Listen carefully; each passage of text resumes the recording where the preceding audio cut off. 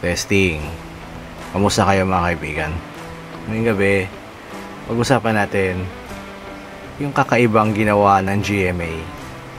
And ito yung nag-announce sila ng AI sportscasters 6 hours ago. So nakita ko to sa Facebook. And ito lang yung sasabi ko.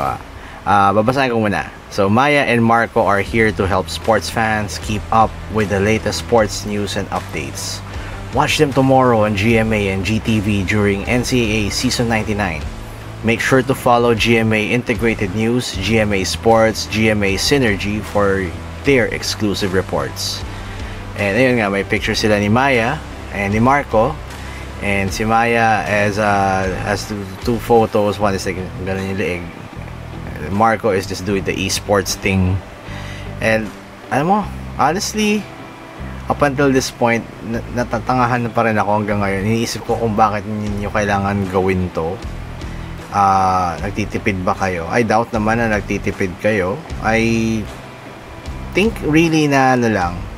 Siguro, if I'm too good to think about this and giving them the benefit of the doubt, naniniwala ako na gusto na nila mag-test ng technology. And okay lang yun eh. Medyo ano lang yung tao. Medyo, alam mo yun, medyo bad trip lang yung tao sa kanila. Eto, let's look at the comment section and see kung bakit kung ano yung mga pinag-uusapan nila. Okay. So, ayan. But why? Diba? Tama. Bakit? Anong point? I mean, hindi naman kayo yung nawala ng prangkisa or anything, di ba? Pero bakit may AI? Again, as much as I want, I am removing myself from this part here sa comment section na to. Just reading the comments. Pero yung my personal opinion is that bakit? Anong silbi? Bakit? Tapos initially sinabi ko na rin naman na it's probably they're testing new technology. I'm okay with that. Pero I saw some comments there, and just like anything, it sets a dangerous precedent na pwede pa lang gawin to bakit ka natin kailangan yung mga tao sa bakit pa natin kailangan mag-hire ng journalist, bakit pa natin kailangan mag-hire ng, di ba? On the other side, naiintindihan ko rin sila. Again, gusto nila mag-test ng new technology. That's perfectly fine.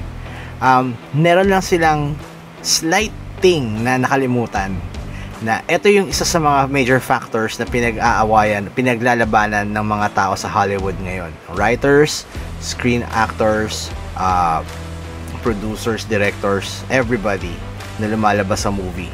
It's just yung mga companies like Netflix, Disney, Warner, some of them have some of the yung more egotistical and greedy executives, para nagsabi sila na, di naman namin kayo kailangan eh. Meron naman kaming bago dito na gagamit kami ng AI. So pagka ikaw extra, sa kukunan ka namin, mo-mocap ka namin, motion capture, tapos i-save ka namin sa system namin, sa database namin.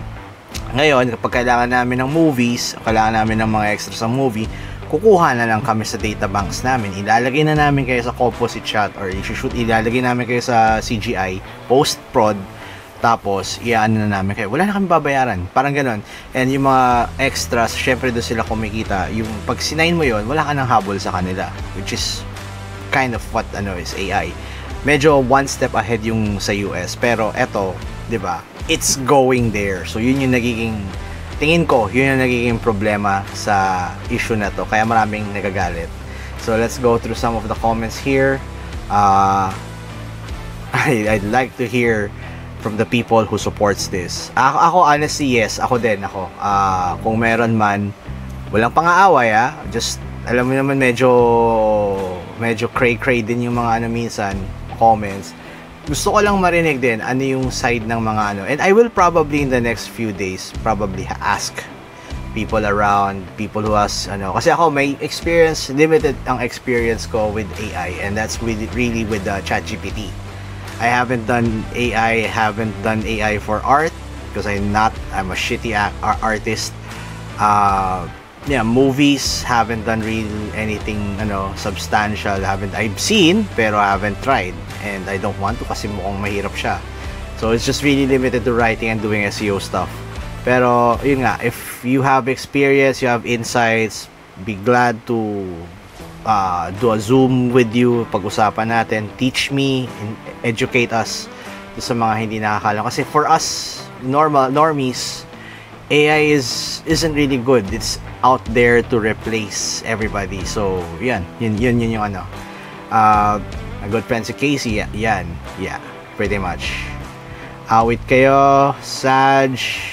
Kumikilos ng Skynet, sabi ni Dave Javier. Yes. Sent to the 31st century. Yun nga, usually ang nakikita kong comments dito, initial scrolling down is why? Anong point? Pero again, I'd like to assume that they just want to test. This one is nice. This is unsettling. There are countless skilled humans capable of performing brilliantly in those tasks. Also, sports are heavily driven by passion, excitement, and human drama. An AI might lack the ability to convey the emotional highs and lows of a game, reducing viewer engagement.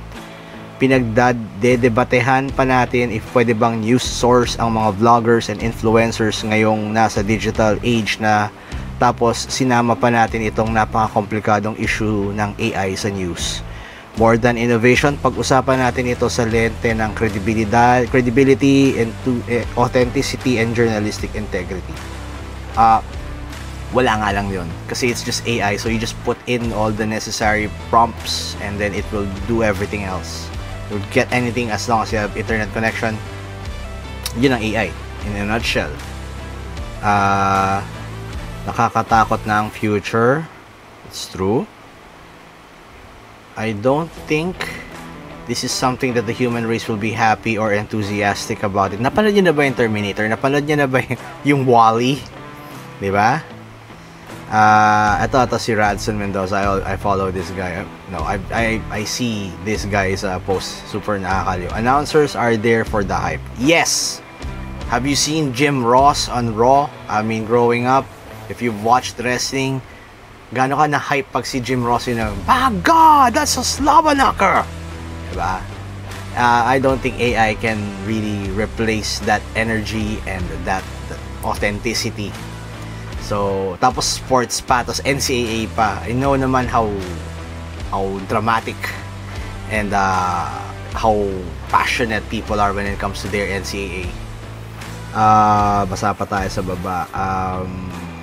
No, will never patronize this. Boom Gonzalez and TJ Manotok will always be my bias in sportscasting, not AI. That's true.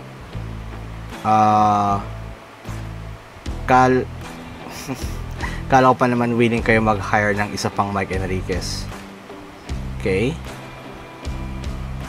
Need na mag-take ng IT course ng newscaster para makapag-apply na rin ng work. Medyo.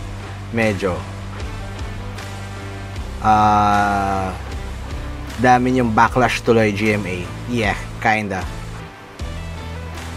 Ito eh. This is like the number one, tinatanggalan nyo ng opportunity ang mga tao. I'm not gonna go that far. Again, medyo baka feeling ko tinetesting na nila tong technology na to. Pero in the near future, if they embrace it, then marami mawawalan ng trabaho. That's the scary part. Ang taas na nga ng unemployment rate natin, tapos ganyan pa yung mangyayari. And we're gonna lose a lot of talented people. So anyway, yun lang muna yung ano ko for today.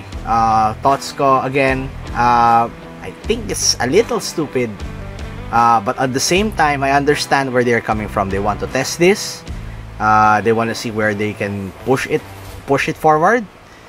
I hope lang na nakikinig din sila sa mga comments ng mga tao, because we really don't want, I don't want to watch AI generated sports. I mean, wait, may naalala ko. Let's go back a little bit. one of the top commenters here in my si JC Rezabek, si Naisu. Naisu is sports is an esports caster. He's yeah. So he's one of the guys na mawawalan pagka may AI na. When when esports embraces AI, di ba? Parang that's sad. And marami akong friends, Facebook friends and acquaintances who are also doing a lot of shoutcasting for mobile games, for esports. Sila rin mawawalan sila if we do this. So medyo, I guess, medyo bagalan lang nila or alalay lang ng konti. Pero again guys, as a tech guy or as a person who embraces technology as much as possible, I know I can see where they're coming from. So medyo bawas din tayo ng konti sa pang-aaway nila. Di naman nila sinabi din na So ako 50-50. 'Yun ang verdict ko. 50-50 ako dito. Nasa gitna kasi naintindihan ko yung point nila, naintindihan ko rin yun, mas yung puso ko nandun sa inyo. Sa inyo mga nagko-comment, naiintindihan ko yun. Pero as a technology, siguro gusto lang din nila So siguro ako final thoughts kung gusto natin silang awayin natin sila when they actually replace big people or kahit small people, mga people in the as long as hindi inaabuso, I think it's okay. Pero I really like to hear what your thoughts. Just comment on the comment section kung nanonood kayo via YouTube or this video. Please like and subscribe na rin kayo. Comment kayo, I'd love to hear. Basta wala ang pang-aaway di tayo magkakaaway dito, tropa tayo lahat. Just gusto ko lang marinig yung comments ninyo and your thoughts on this issue. So until then, this is Earl. Hope you could like this video and I'll see you around. Stay safe everybody. Bye bye.